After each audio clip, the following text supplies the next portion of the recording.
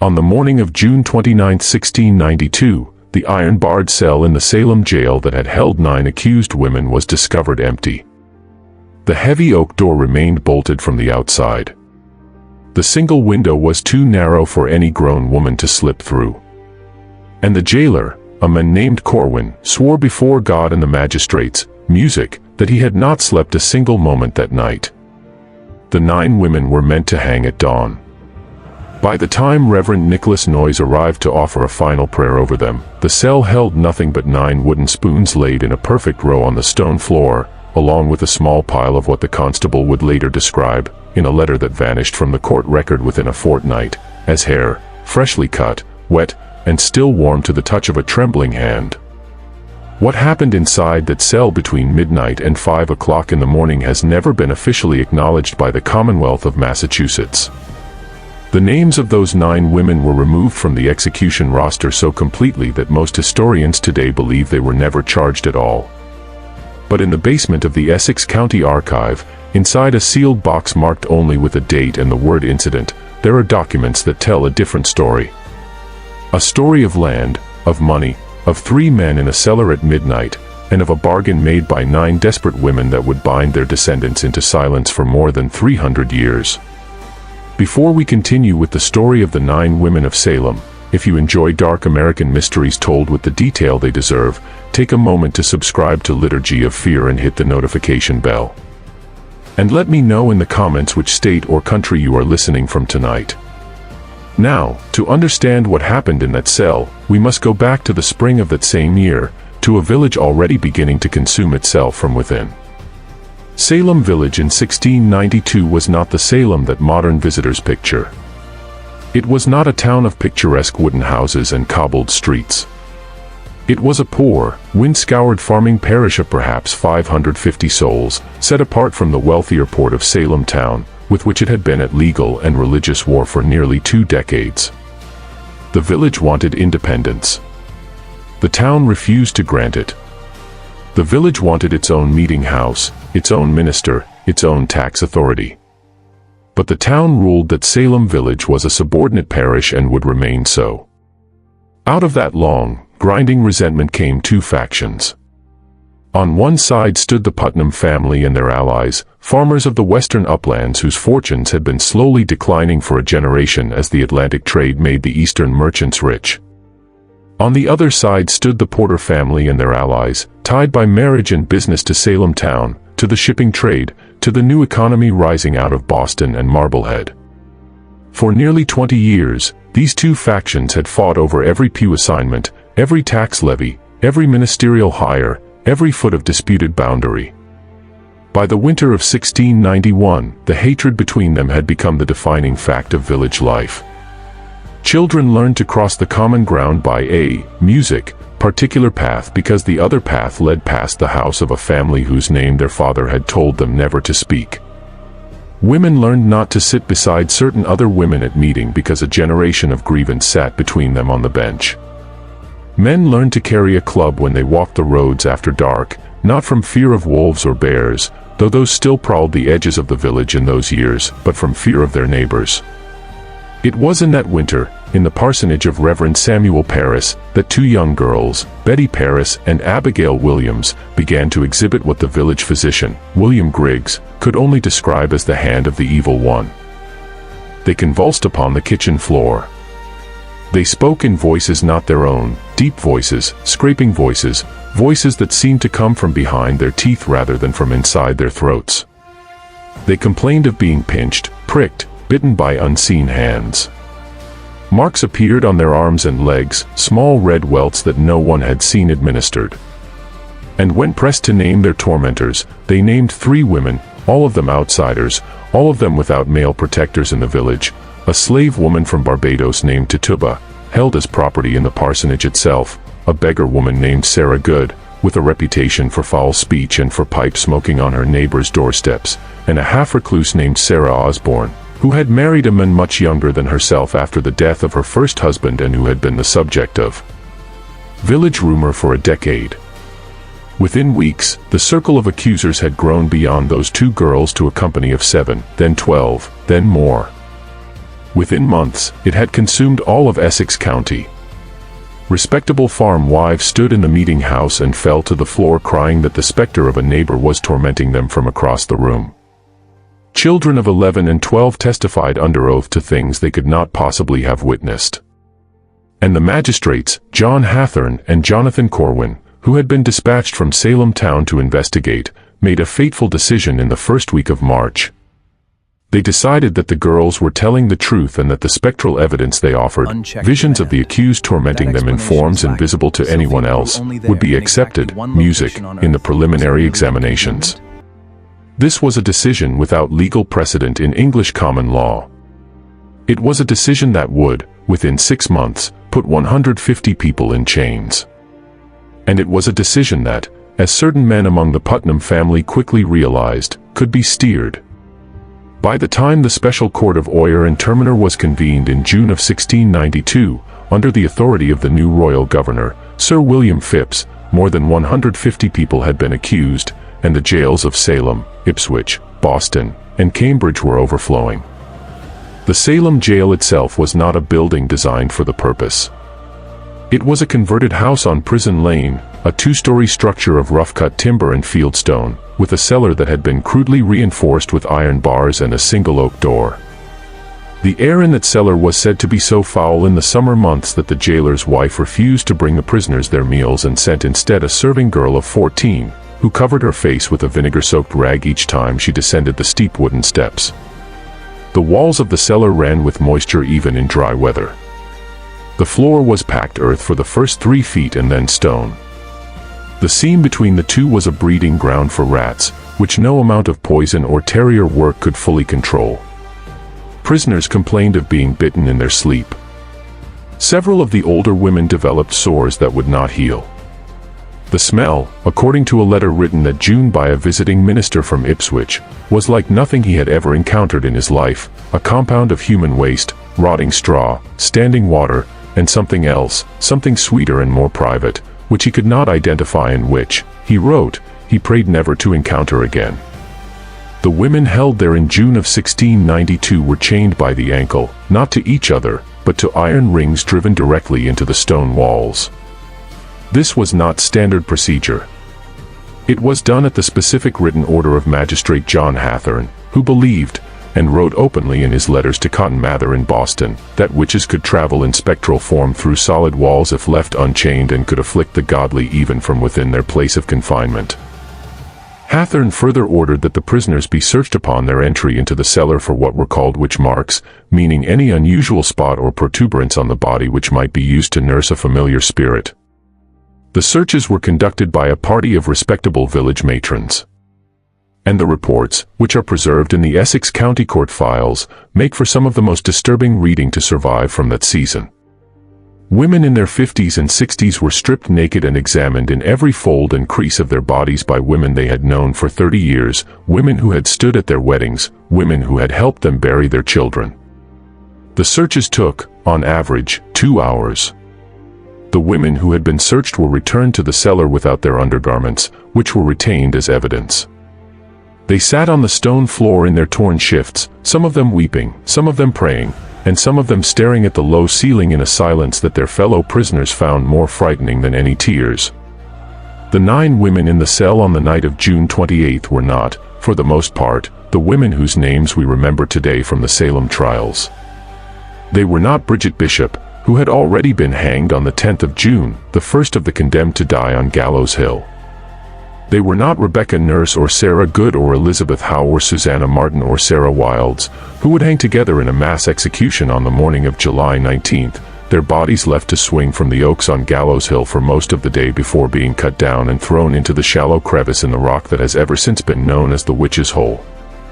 The 9 women in that cell on the night of June 28 were, according to the surviving jail ledger, Mary Osgood of Andover, aged 55, the wife of Captain John Osgood, a man of considerable standing in the militia; Hannah Carrier of Andover, aged 38, whose mother, Martha Carrier, would hang on August 19th, and whose own name would later be quietly struck from the records; Abigail Faulkner, daughter of a minister, aged 33, pregnant by several months and visibly so; Martha Emerson of Haverhill.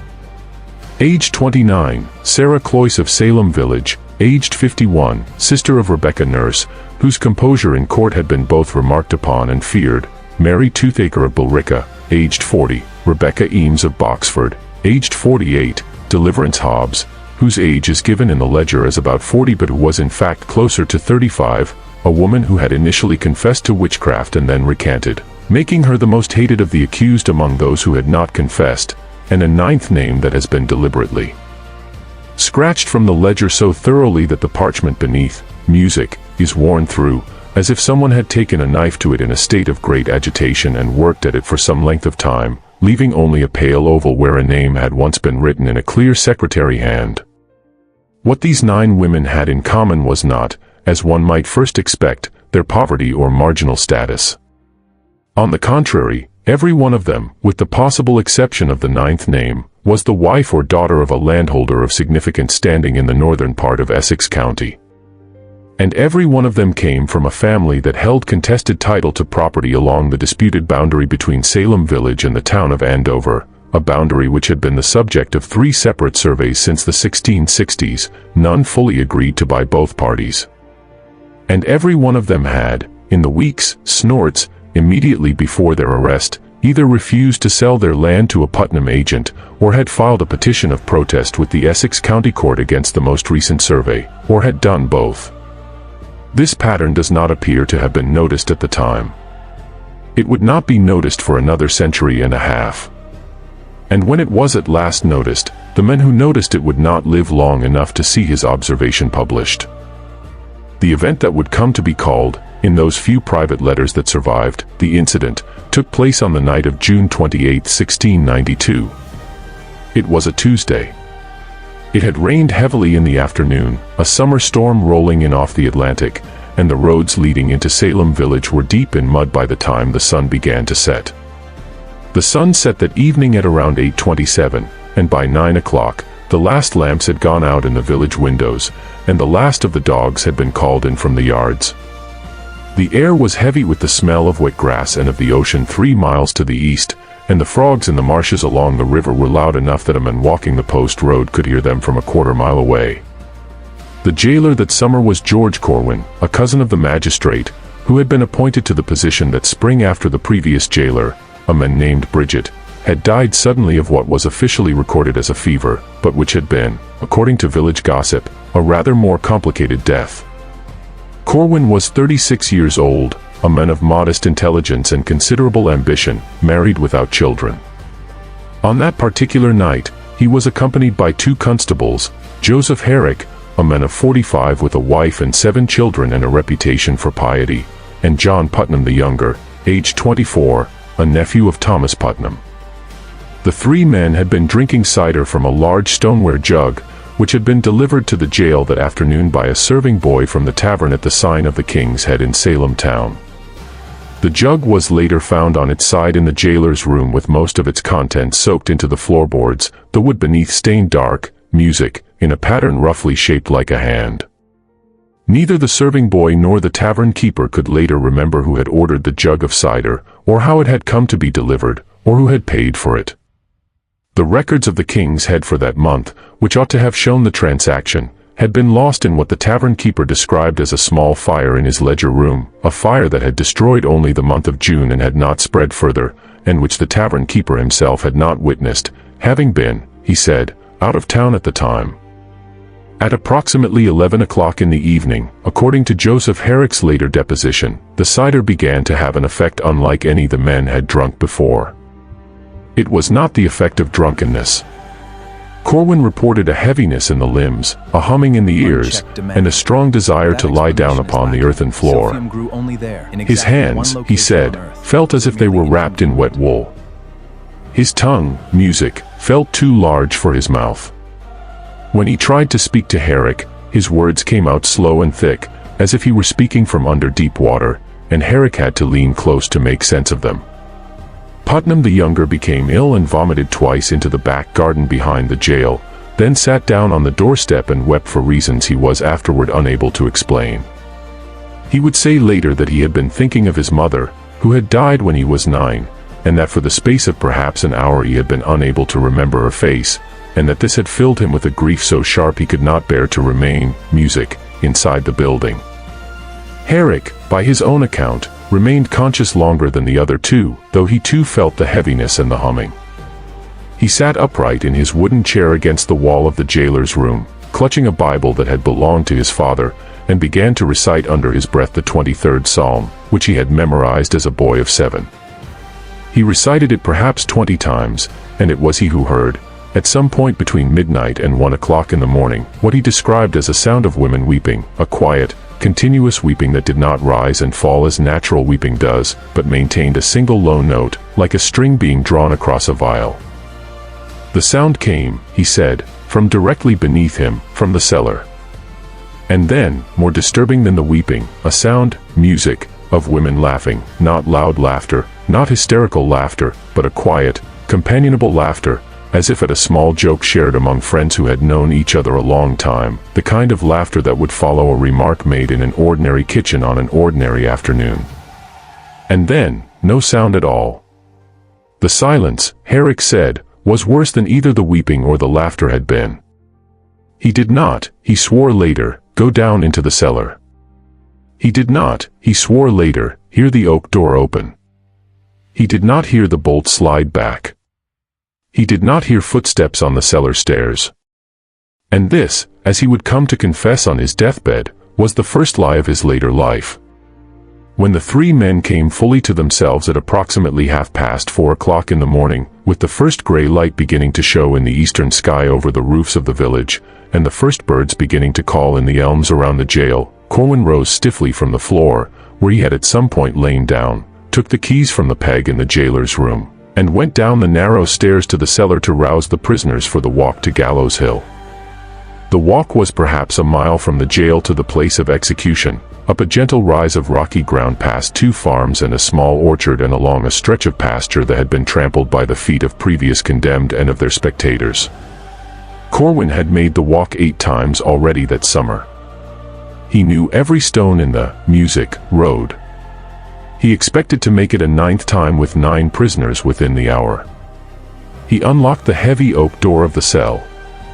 He found the cell as I have described it. The ankle chains were not broken. They were unlocked and laid neatly on the stone floor beside the rings in the wall.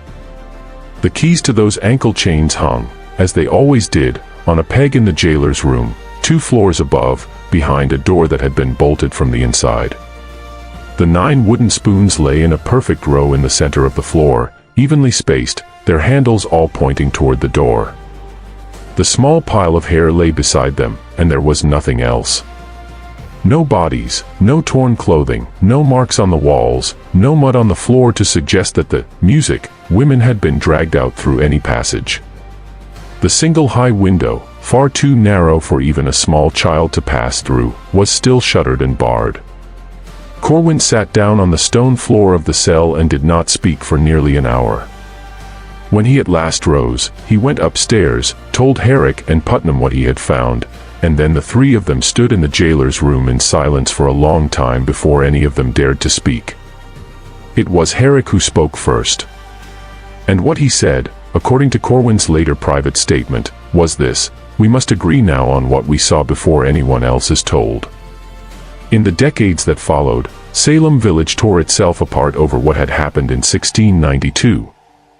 And the 9 women of the incident were absorbed into the larger horror of those months so completely that their names were rarely spoken aloud, except among the families themselves, and then not often, music, even then.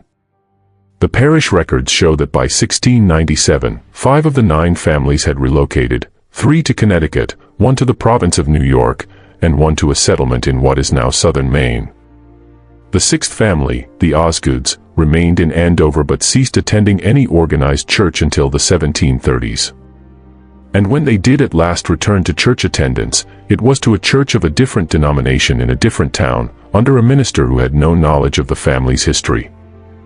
The 7th family, the Cloyses, continued to petition the General Court for the restoration of their property rights until 1699, at which point Peter Cloyes, the husband of Sarah, died suddenly of what his physician described, in a phrase that would recur several times in this story, as a softening, music, of the brain. After his death, no further petitions were filed by the Cloyes family. The 8th and 9th families cannot be traced at all, which is itself remarkable, because the Essex County records of that period are otherwise quite thorough, and because the families in question had been in Massachusetts since the 1630s and had left considerable documentary traces before the summer of 1692, and none afterward. It is as if they had been erased, not forgotten, but actively erased. Their names removed from the tax rolls, from the church rolls, from the militia lists, from the deed records, leaving behind only the negative space of a family that ought to have been where no family now was. What did survive, however, is a series of letters written between the Reverend Increase Mather in Boston and a merchant in Salem town by the name of Philip English. English had himself been accused of witchcraft in April of 1692, had escaped from the Boston jail with his wife Mary by the intervention of friends and the payment of certain sums to certain jailers, and had fled to New York, from which he wrote in October of that year, asking Mather a single, carefully worded question. He asked whether Mather had any knowledge of a transaction of land that had taken place in the final week of June 1692, involving 9 parcels of disputed property along the border of Salem village and Andover, and whether the signatures on the deeds of sale bore any resemblance to the marks used by the accused in their examinations before the magistrates. Mather's reply to this letter, if he wrote one, has not survived. English's original letter, however, is preserved in the papers of his descendants in New York, and it is specific, music, in a way that Mather would not have missed. English did not ask Mather whether the accused had sold their land. He asked whether their marks on the deeds matched their marks on the accusations. This is a strange question to ask unless one already suspected something about the condition of the women at the moment the deeds were signed. It suggests that English, sheltering in New York with his wife and with a small fortune of his own, had received intelligence from someone in Essex County whose name he could not commit to paper. It suggests that the mechanism of the incident, though not yet called by that name, was already suspected by a small number of people within 6 months of the night of June 28. And it suggests that those people were, like English himself, either already fled from the colony or had good reason to wish they were. 3 months after English's letter was written, in January of 1693, 9 parcels of land along that exact music boundary were indeed transferred to new ownership.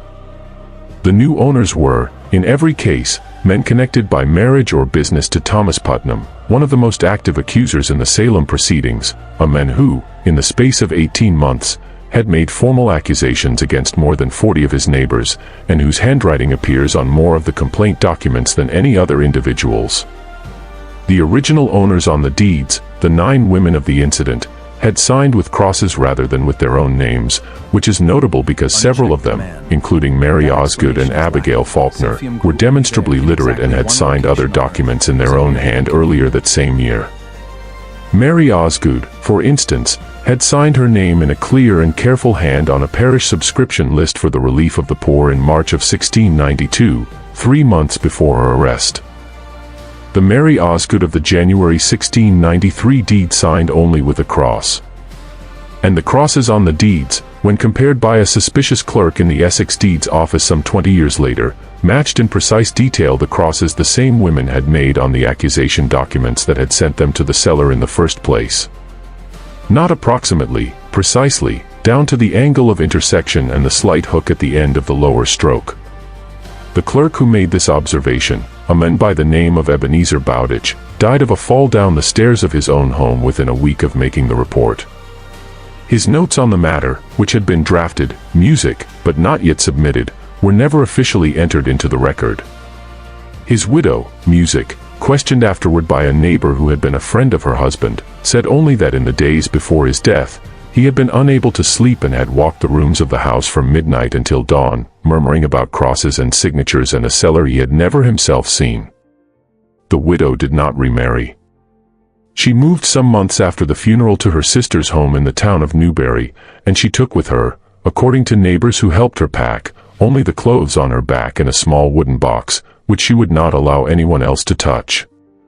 If you are as disturbed by this as I am, take a moment now to hit the like button, and let me know in the comments which part of the story has troubled you most.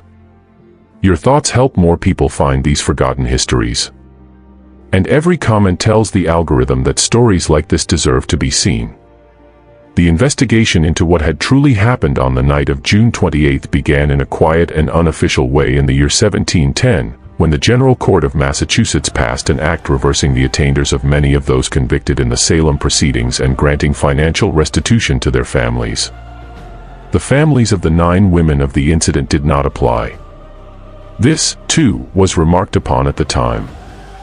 A clerk named Samuel Sewell, who had himself served as one of the magistrates on the original court of Oyer and Terminer and who had in the year 1700 stood in silence in the Old South Meeting House in Boston while his pastor read aloud his public repentance for his role in the trials, wrote in his personal diary that he had made inquiries and had been unable to locate a single living relative of any of the 9. This was on its face impossible. The Osgood family alone had at least 14 documented descendants living in Essex County in 1710.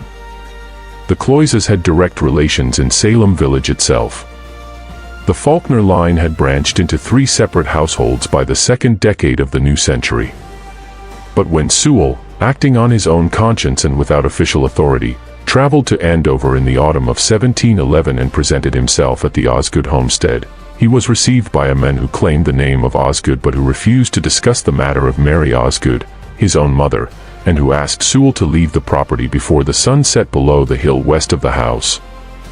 In his diary, Sewell wrote that the man's eyes had a quality he had seen only once before, in the eyes of a man who had survived the Deerfield massacre of 1704 and who had watched his own 3 children killed before him. It was the look, Sewell wrote, of someone who had made a bargain he could not unmake and who was forced to live each day under its weight, and who knew that if he ever once broke the terms of that bargain, something he loved would be taken from him. Sewell made further inquiries over the following 2 years. He was a careful man, a man whose public repentance for his role in the trials had been sincere and costly. And he did not rest easily at the thought that there was some further wrong within the Salem matter which he had never been told and which he himself might have unknowingly facilitated in his capacity as a magistrate. He found, through a contact in the Connecticut General Assembly at Hartford, that the families who had relocated to Connecticut, Music, had done so under new surnames, which was not itself uncommon among refugees from the trials, but that they had purchased their new lands in cash, in amounts that would have been impossible for them to have saved from the farms they had left behind in Essex County. The Osgoods had held a farm worth perhaps £60 at the time of Mary Osgood's arrest. The family that arrived in East Hartford in the autumn of 1692 under a different name paid £215 in silver for a Music property there. The Faulkners had held even less. The family that arrived in Middletown paid nearly £300. The Cloyse descendants who relocated to a town on the Thames River in eastern Connecticut arrived with sufficient capital to begin a small iron foundry, a venture that required upfront investment far beyond what any Massachusetts farming family of their rank could reasonably have possessed. He found through a correspondent in New York that the one family that had gone south had also taken a new name, and that the head of that household, a man who had been a cordwainer in Andover and whose trade could not possibly have supported his family at the level the New York record suggested, had arrived in Manhattan with enough money to open a small import business, which by 1715 had become a large import business, and which was by that point entangled through credit and shared ventures with several of the leading merchant houses of the city, including certain houses connected with the Putnam interests in Boston and with men whose names Sewell did not commit to paper but whose initials, written in the margins of his notebook in a careful hand, correspond to 2 members of the Royal Governor's Council sitting, Music, in 1711. And he found at last, from an old and frightened woman in Salem village who had once worked as a serving girl in the Putnam household and who was now in her final illness and had sent for a minister to ease her conscience, that on the morning of June 29, 1692, a covered cart had left the Putnam farm at approximately 5:30, heading west on the post road. The cart had been driven by Thomas Putnam himself.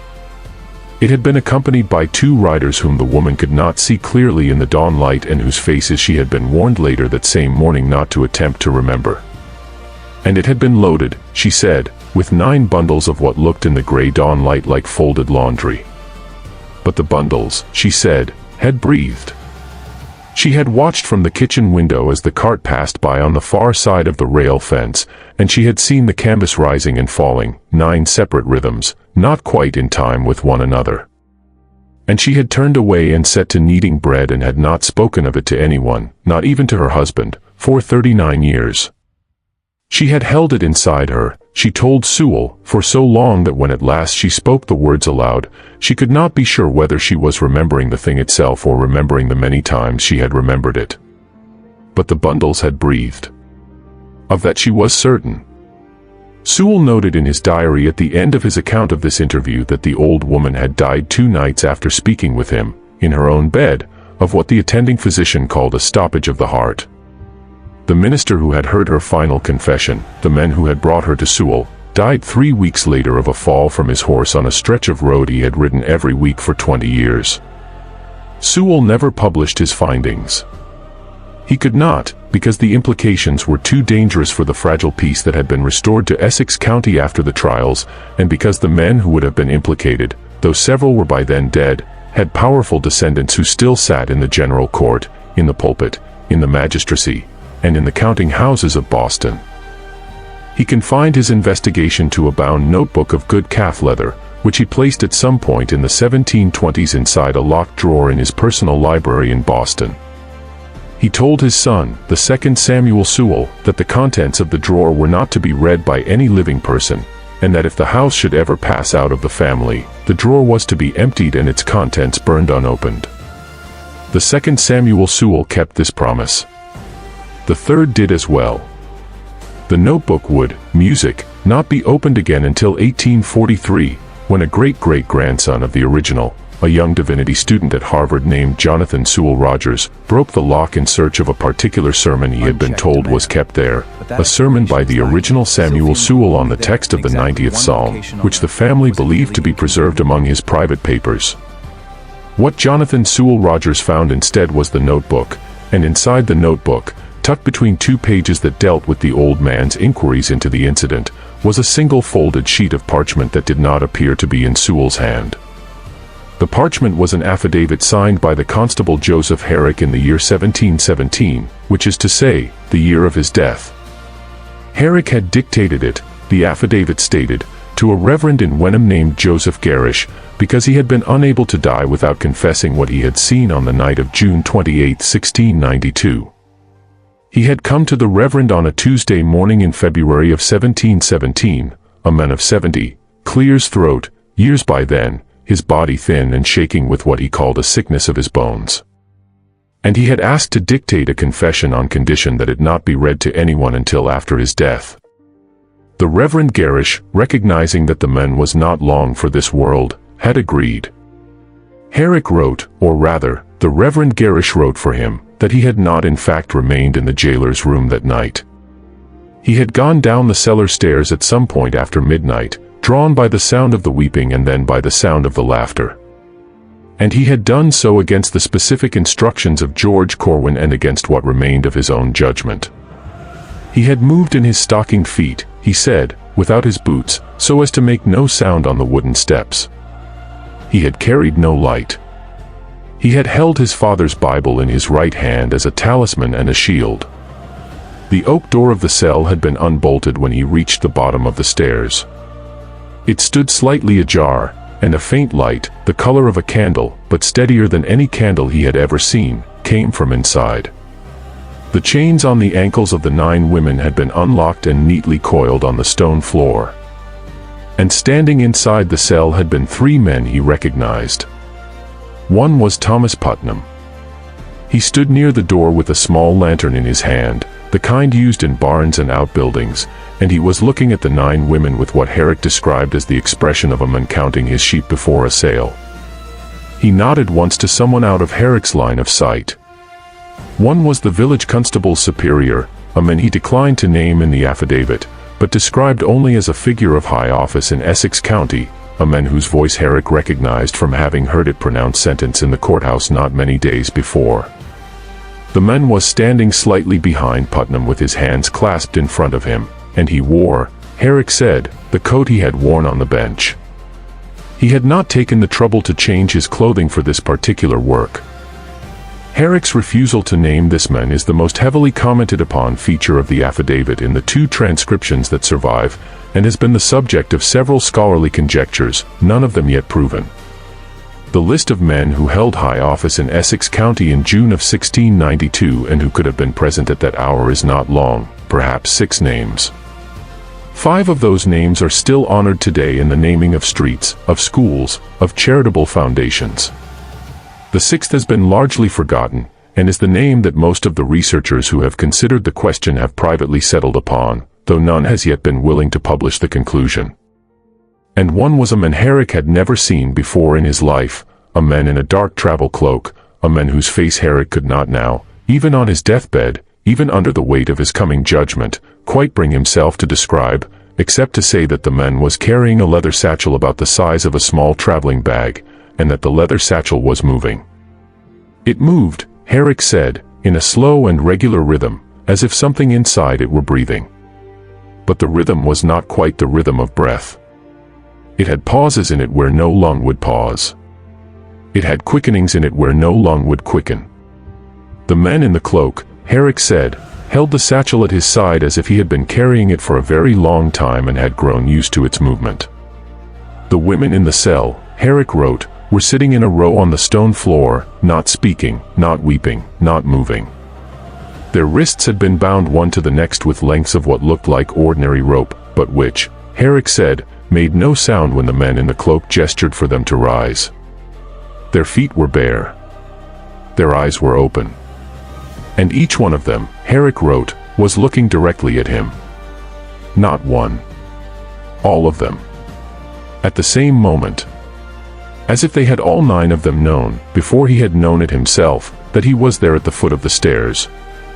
He had, he said, fled back up the stairs without a sound, his heart beating so loud in his ears that he was certain it would betray him. He had lain on the floor of the jailer's room beside the snoring Corwin and the weeping Putnam the younger and had pretended to be asleep. And he had heard, some immeasurable time later, the sound of the oak door of the cell closing and the sound of the bolt sliding into place from the outside, and the sound of footsteps on the cellar stairs, and the sound of the outside door of the jail opening, and the sound of a cart creaking on the muddy track beyond the building. And then nothing. He had not slept again that night. He had lain on the floor with his eyes open, staring at the ceiling, waiting for dawn. And he had made himself a promise that he would never speak of what he had seen. And he had kept that promise for 25 years. And it had cost him, he said, his health, his peace, and the affection of his wife, who had known from the first week of July 1692 that something had happened in the jail which her husband could not tell her, and